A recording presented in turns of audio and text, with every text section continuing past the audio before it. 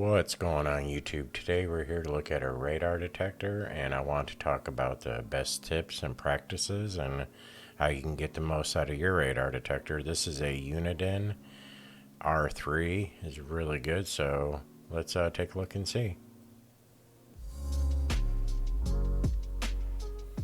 So I wanted to talk about radar detectors in general, and I'm going to look at this one here. This is the one I use, and I just want to go over some of the key features.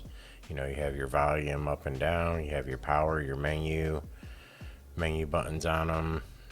This one has a mark button and a mute and dim. You know, use the mark button if you want to mark a spot not to go off again. Audio, you have your power plug for it, and on the other side you have a USB where you can update the firmware and do that. So this comes with a windshield clip.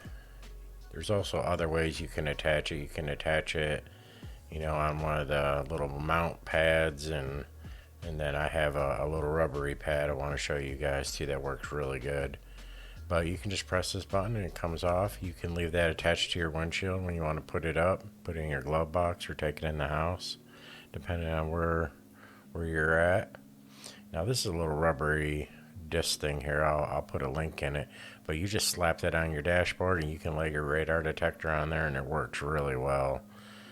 Now, I don't say they last very long because they tend to get dirty, and as it gets more and more dirty, it won't stick. But I mean, it takes a lot of pressure to get this thing off once it's on there. So, you know, if you have a radar detector, you don't want it on your windshield, you could just slap this up on there, set your radar detector on, and it's not going to go anywhere. So I thought it was pretty interesting, so I just kind of wanted to show you guys. And you can see it's kind of like a rubbery goo thing, but it's solid, and it works really well, so it might be an option for y'all. So let's go ahead and turn this thing on, and I want y'all to hear see what it sounds like.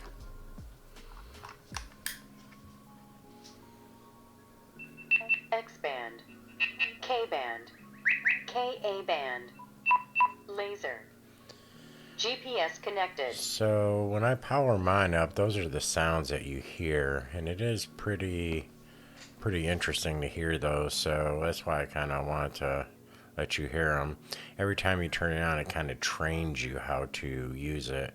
Now, this isn't a review of this particular model, but I am going to go through kind of the features to show you all the different things. I'm not going to talk about them. There's a lot of videos if you really wanted to get into all the different things. But the main thing about using a radar detector that I see a lot of people, I talk to a lot of people, and they just not really getting the gist on how to use it properly.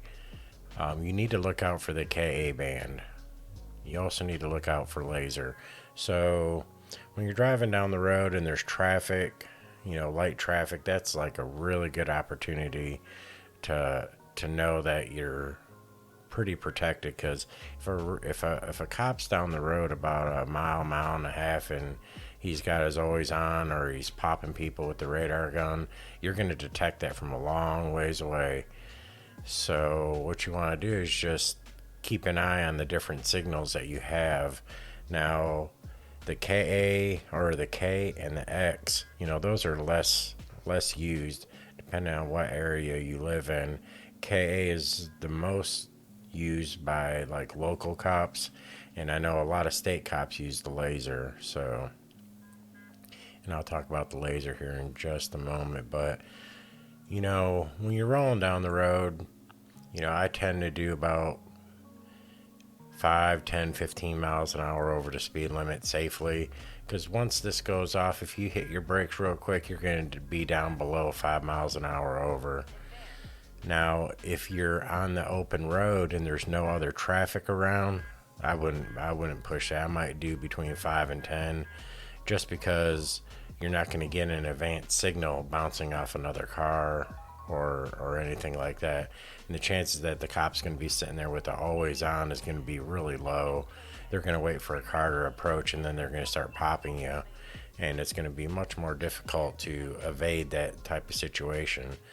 So at night when I'm driving, if I'm on the freeway or the interstate, if there's a couple cars up ahead of me, I know I'm pretty much well protected, because if a officer's up ahead, he's going to be popping them. And, even a mile to 2 miles away, I'm going to be picking up that signal, especially with this radar. This is the R3, and it's super sensitive. The R7's even more, has more range to it, but this radar here is very long range. So the difference between the R3 and the R7 are the higher end features, and a lot of them things I really don't even care to even have on mine. I just basically like the option to turn on and off my different filters, and I like to have the ability to mute it while I'm driving. So I'll show you that. This one has a plug on it, and you can just simply plug it in to your cigarette lighter, and there's a mute button on there, and that mute button works great. You just, when it starts to go off and you're not really speeding, you can just hit that. It really works. So another thing when you're using radar detectors, when you're coming around a corner, if there's no cars, once again, on either side of the road, you could be flying into a blind spot where someone can be sitting back off. Now, if there's a divider or something in the road, you may be able to pick it up. Kind of think about when you play pool. When you hit something, it's going to travel the opposite direction. So, if you have something that can be bounced off of, maybe some sort of trees or some signs, or like a raised divider, those are things that you got to think about in your head, whether you have a good enough signal to pick up a way to pick up a signal. So, I always keep that in the back of my head. And, really just having a radar detector in your car it's a nice piece of tech. I find it super, super fun and super interesting to see all the different signals, different signal strengths while I'm driving down the road. A lot of times when I see a cop, I know he doesn't even have his radar on. I don't even slow down. Now, I know they can pop on and turn it on and off, but if I'm only doing 5 or 10 miles an hour over, I'm pretty much not really worried about it. And I've been able to avoid tickets for a long time. This few $100 investment has saved me thousands of dollars, and I probably should have lost my license several times. But I don't use it as, it's not a license to speed, but if you want to do a few miles an hour over, generally this is the safest way to do it. So that's why I want to talk to you about it and let you know that you can invest in this and you can increase your speed. I'm not saying get out there and get crazy. Now, if you do want to get out there and get crazy, the way I used to do it is you can put laser shifters on your vehicle. And what that does is when a laser hits your car and you link it up with your radar detector, it disperses their laser signal, and it gives you just a few extra moments or seconds to hit your brakes and slow down and get underneath that dangerous speed, for your license. So, 5 to 15 is a healthy ticket, but over 15 to 20 or 15 to 19, there's different states that can, maybe even cost you to lose your license. You have to appear in court. It's like reckless driving. Anything over 20 to 25 over, you're going to be in more serious trouble. You're looking at getting your vehicle impounded. So if you're wanting to get on the open road and, you got that high performance vehicle and you want to hit that 140 or 150 miles an hour, you need to have a lead pace car to make sure everything's clear. You need to have shifters on your vehicle, laser shifters, and you need to be running a good radar detector to safely do that. I don't recommend it, but there is ways to do it. But this is for the everyday person that just wants to enjoy the technology in their vehicle, just to know if someone's got a radar on them. My wife, she never really bought into this radar thing, but over the years she uses it all the time. She knows now. And when you turn it off and on, you hear those signals, it kind of trains your head, trains your mind to know when it's going to go off. When you hear that KA band, that's the band you need to be slowing down on.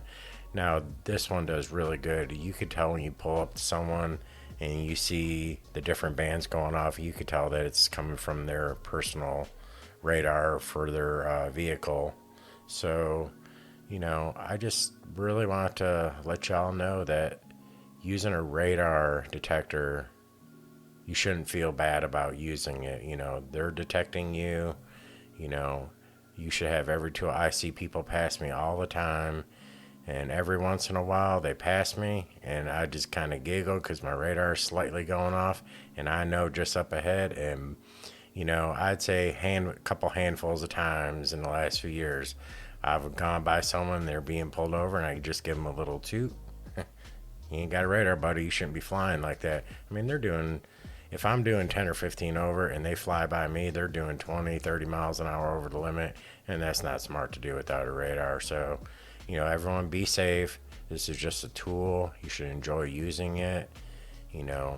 I just really want to talk to y'all about that, and I hope y'all have enjoyed this video, and I really appreciate everyone watching. If you have a moment, please like and subscribe. That really helps my channel grow. And I will see you in the next video. Thank you.